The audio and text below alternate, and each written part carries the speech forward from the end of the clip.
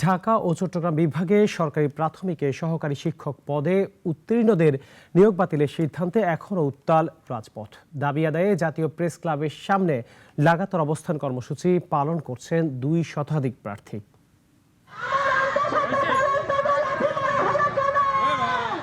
রাজধানীর প্রেস ক্লাবের সামনে সকাল থেকে শিশু সন্তানদের কোলে নিয়ে দাঁড়িয়ে থেকে একদল মানুষ স্লোগান দিচ্ছেন নিয়োগ পুনর্বহালের দাবিতে। এদিকে আরেক নারী তার অনাগত সন্তানের ওপর হওয়া হামলার বিচার চাইছে। মানসিকভাবে বিপর্যস্ত হয়ে শরীরেও যখন হাল ছেড়ে দিয়েছে, এরকম আরেক নারীকে নেওয়া হচ্ছে হাসপাতালে। হৃদয় বিদারক এই দৃশ্যের পেছনের গল্পটা হলো ঢাকা ও চট্টগ্রামে প্রাথমিকের ৬,৫৩১ জন শিক্ষকের নিয়োগ বাতিল করে হাইকোর্টে দেওয়া এক রায়।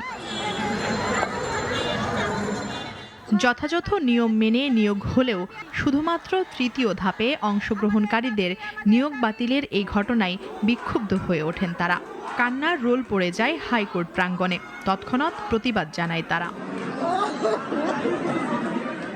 প্রতিবাদ কর্মসূচির অংশ হিসেবে হাইকোর্ট সচিবালয় সবশেষে প্রধান উপদেষ্টার বাসভবন যমুনার সামনে উপস্থিত হলে প্রার্থীদের বিক্ষোভ সমাবেশে লাঠিচার্জ ও জলকামান ব্যবহার করে পুলিশ।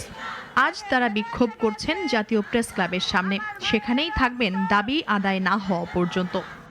একটা দুঃখের সংবাদ হলো, আমাদের একটা বোন 2.5 মাসের অন্তঃসত্ত্বা ছিল, ওনার পেটে লাথি মারা হয়। ভাইদেরকে তারা লাঠি চার্জ করতেছিল, সেই লাঠির আঘাত আমার লাগে, এক পুলিশের লাঠিও লাগে আমার। আমি সেখানে সেন্সলেস হয়ে যাই। ঢাকা মেডিকেল ইমার্জেন্সি নেওয়া হয়, সেখান থেকে রেফার করে দেয়। 31 জনের রিটে আমাদের বৈধ চাকরি কিভাবে অবৈধ হয়ে যায়? এই সরকারই তো আমাদের সুপারিশ প্রাপ্ত করেছে, আমরা তো তাদেরকে বলিনি আমাদের সুপারিশ প্রাপ্ত করেন। তারা রায়ের আগের দিন রায় কিভাবে জানে? আপনি যদি রায়ের আগের দিনে তাদের পোস্ট দেখেন, তা আপনারা অবাক হয়ে যাবেন। তাহলে কি আমরা ধরে নিব উচ্চ আদালতও কিনে নেওয়া যায়?